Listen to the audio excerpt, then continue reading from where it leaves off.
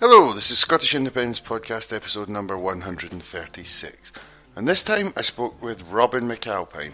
Robin is a political strategist and the director of the Common Weal. And in the interview he didn't waste any time getting stuck straight into where we're at and what we should be doing about it. So this time we're just going straight to it and I'll have a wee word with you at the end.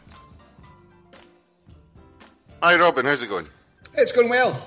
I was just looking back through the notes here. You were last on the show on February 24th, 2015, and not much has actually happened since then, don't you think? Not really. We're pretty well where we are, barring Brexit and everything completely changing. Yeah, it's amazing how much can change in a year and a half. And a good part of that year and a half is everybody jumping around going, what's going on? Well, actually, my recollection of things was a little different, that it's been that long that people were jumping around. So a lot of people were absolutely legitimately knackered after the referendum campaign. And it took longer than a lot of people are remembering, I think, to begin to get the appetite back for the next fight. Not among everybody. Some people were straight on. Some people were very much ready to keep going. But, I mean, I did spend a fair chunk of 2015 nagging people saying we really ought to be getting organised, getting started again. And a surprising number of people saying back to me, look, we're needing a wee break off this. And that's not even when you remember how much energy was absorbed by the Westminster election and then the Holyrood election. So, yeah, I mean, the things never died, but you can see a remarkable uplift in activity in the last kind of 6 to 9 months. And actually, for me, in 2015 was quite dead on the independence front. Nothing very much happened. There were certain things being formed. I mean, it's a comment I've mentioned on the show other times, but I once spoke to basically an American military man, and he talked about how, you know, amateurs talk tactics, professionals talk logistics. And we have seen some really good logistical stuff on the Yes side, you know, like with the National Yes Registry's been starting up and some other things and ways of sharing, you know, materials and stuff. And like, this is actually good stuff getting started now already. Yeah, no, I mean, I think that's absolutely right. What I would argue, and I completely agree, that creating the infrastructure for a campaign and putting some of what seem like the fairly mundane, boring structural bits and pieces together is often more important than long, rambling conversations about exactly this strategy, how this is going to win, and so on. I would say a couple of things. First of all, that, yeah, I mean, I absolutely agree. If I was to say that much of how we structured Common Weal post-referendum was designed to put infrastructure in place, I mean, that was a large part of what we were doing. We needed more media outlets. We needed the think tank capacity to put policy stuff together. We needed the campaigning element. We put our local groups in place to create some infrastructure. But what I would slightly caution is that this is definitely true. It's good that this infrastructure is getting in place. It's almost been put together despite the lack of a more centralised, coordinated approach, rather than because of it. So if you look at things like Yes Register, I mean, it is slightly an act of despair that the Yes movement was allowed to kind of, the grassroots Yes movement was left to fragment quite so much after the referendum.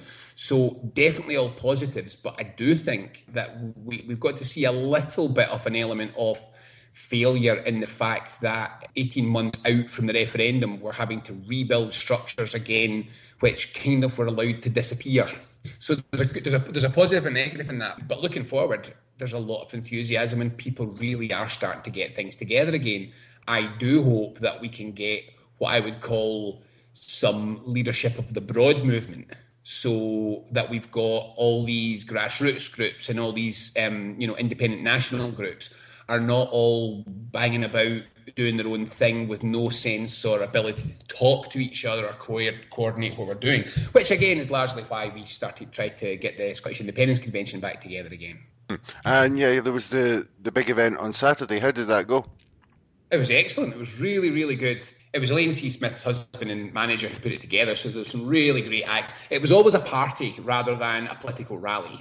So we've got a big conference coming up in the 14th of January in the Radisson in Glasgow.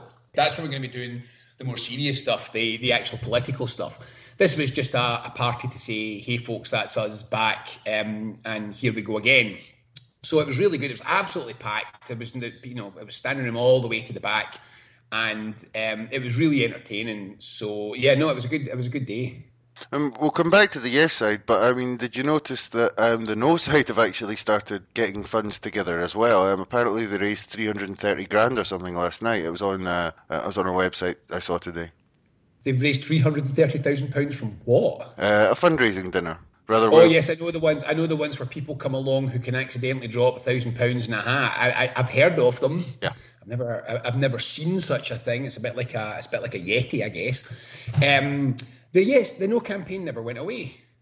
At no point did the No campaign ever go away. They've got the money. They've got the resources. They own the newspapers. They own the infrastructure. They've got the UK government. They've got a lot of, in fact, they own almost all of establishment Britain, all of establishment Scotland. They never went away.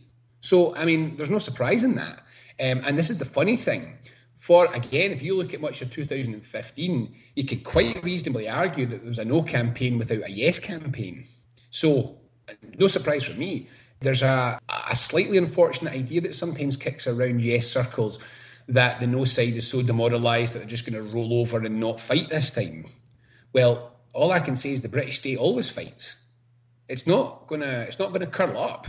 It's not going to say, oh, well, we've got enough on our plate with Brexit, we're going to allow the UK to fragment. So I don't expect anything less of an aggressive fight for its survival from Britain this time round than last time round. Yeah, I think that's something that people have to remember. I mean, a bit of time has passed, but it's going to be as vicious, if not even more vicious than before. And just in the interests of clarity, it was the group Scotland in Union. There was a report in the Sunday Times, and they were giving like fishing weekends and chalet holidays and so on. And yeah, apparently 300 grand straight out the box for them. Do you think that means, like, as well as these logistical things that have been set up, we need to start thinking about where we're going to get some money from as well? Well, yes and no. To be quite honest, my view from the last referendum was that the bits that were most effective were not by any manner of means the bits with the most money. National Collective, Radical Independence Campaign, Women for Independence, Scottish CND, none of them had money. And they had a very big impact on the campaign. And I think this is one of these things where you'd probably expect me to say this, but I think we see quite a clear difference of message there. So the No campaign is auctioning chalet holidays to raise hundreds of thousands of pounds from rich people, whereas on Sunday, 3 youngsters from Drumchapel organise a massive event in Glasgow Green, and it's all stuck together as best as can be done with stick and tape and goodwill. Now, that is the story of the last referendum, and I just expect it to be roughly the story of the next referendum. There's some people who seem to think that the next one's going to be totally different. And that, for example, I have heard some people seem to suggest that all of the pro-Brexit business community is going to sweep round, come in behind the Yes campaign, and the money will come flooding. I'm a touch more sceptical about that. I'm not sure that's true, and I suspect that we're going to have to carry this an awful lot on the back of ordinary citizens who don't have money again. That is my assumption. And I think it's probably quite a safe assumption. We better get our heads back round to the fact that we have to do this clever and efficient and by utilising our energy, because I don't think we can buy victory. What would you suggest in that way? What plans would you like to see in action? Oh, I mean, I've obviously written a book on the subject, so I've kind of gone on at this at some length. But the key things that we've got to do just now are, first of all, develop a proper strategy. So I'm getting just a little concerned that if you were just reading about things in the newspapers, we do seem to be getting some fairly wide swings in tone about what the next independence campaign is about. So is it Brexit? Is it not Brexit? Or is it a kind of attractive financial services sector? Or is it still a kind of more socially progressive model? Or is it the more fundamentalist, transcends all these details and we're only doing it because we're Scots? There's a lack of control of tone, in my opinion, on the independence strategy at the moment. And we could do with getting a grip on that quite soon, especially if people are talking about referendums in the next couple of years. And I remain sceptical that we'll be able to get a referendum in the next couple of years. But if that's the kind of timescales away that we are, we need to start to get much firmer grip on the strategy and the tone. So that's the first thing, is we need to get a shared strategy that people understand and that we're working towards. It's a difficult one because especially if we're relying on a campaign with ordinary people, not with the professional campaigners and all the money, I think there has to be a kind of multitude of voices, and each one has a slightly different story. I'm not sure, because if you've only got one single message, then that one's easily attacked and shot down. If you've got multiple messages, it's harder, and it's also horses for courses. One thing will convince one person, another thing will convince another person. Do you not think there's a case to be made that we need a multiplicity of voices more than like a single plan, single strategy? Now, let's be clear here. Nobody ever won with 1,000 people saying different things. This is where I take my enthusiastic grassroots hat off and put my professional political strategist's hat on. We never had, it's a myth, we never had an independence campaign with 1,000 voices in it. There were 1,000 different people speaking, but the message was much more consistent than people accept. So the idea of something in the order of a move towards a more kind of Nordic, Scandic, better social democracy had different versions of it. But the message, the single vision message at the middle of it, was of a better Scotland that was fairer and more just.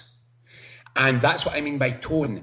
It's not about parroting precisely the same lines. It's not all about wearing exactly the same identikit T-shirts and marching in lockstep. That's not what I'm saying.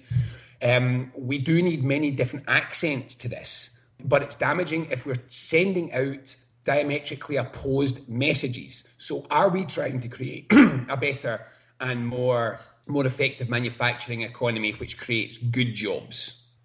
Or are we trying to attract nameplates from the City of London to drag up tax revenues and redistribute through tax? These are totally different things. And I would warn anybody that if you were to travel the planet and talk to every political strategist anywhere, I don't think you'd find a single one who would say, no, it's fine. If you all go out and say things which are fundamentally different to each other, everybody will hear the thing they want to hear.